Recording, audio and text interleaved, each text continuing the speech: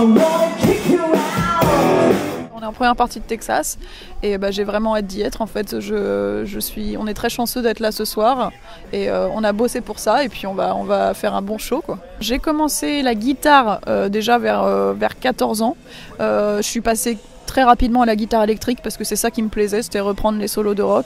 Comme tu dis, vers 2006, j'ai commencé à poster des vidéos sur YouTube et comme à cette époque, il y avait pas beaucoup de monde sur ce créneau-là, des filles qui jouaient la guitare électrique et qui reprenaient des solos, et que YouTube existait depuis pas très longtemps aussi surtout, ça a bien pris. Il y a eu un effet boule de neige, je m'attendais pas du tout à ça en fait, parce que je postais sans arrière-pensée, simplement pour faire passer le temps et puis essayer de motiver des gens, et ça a bien pris, et là c'est ça s'arrête pas et je continue à accumuler les millions de vues, et puis voilà, ça me motive à continuer, mais c'est vrai que maintenant je suis un peu plus axée sur mon groupe. J'ai commencé par YouTube qui était tout ce qui est virtuel, réseaux sociaux, et maintenant ma priorité c'est quand même le groupe. Ça me dérange pas qu'on me qualifie d'artiste 2.0 parce que c'est le cas et puis je trouve pas que ce soit péjoratif, et je pense qu'on a réussi le pari de s'intégrer à la scène musicale actuelle, quoi.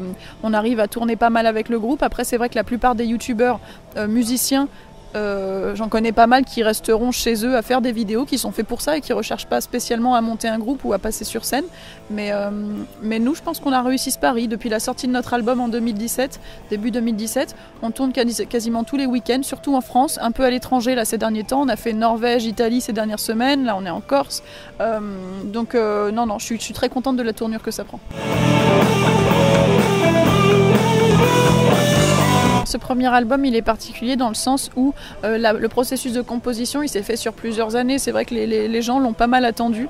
Il est sorti en 2017, le groupe a commencé en 2014, mais on n'était pas avec les mêmes musiciens. J'étais avec Mathieu, le guitariste, mais nos bassistes et batteurs ont changé entre-temps. Du coup, il y a des compos sur cet album que tu vas trouver, 2-3 compos, genre Too Nice for Rock and Roll, qu'on a composé avec Mathieu à l'époque où on n'avait pas encore François et Antonin, notre bassiste et notre batteur actuel. Ça correspond à des époques différentes en fait. Il y a des morceaux plus actuels qu'on a composé ensemble, et c'est vrai qu'on va retrouver diverses influences que j'ai eues au fur et à mesure de mes années d'apprentissage et puis voilà, mes années de guitariste, donc tu as un peu de tout. C'est vrai que ça rassemble un peu mes influences sudistes. Tu as un peu de Lynyrd Skynyrd, ZZ Top, AC/DC, Dire Straits que j'aime beaucoup aussi. Ça peut être une force, ça peut être aussi un défaut, et c'est pour ça que sur le deuxième album tu sentiras quand même une personnalité plus prononcée.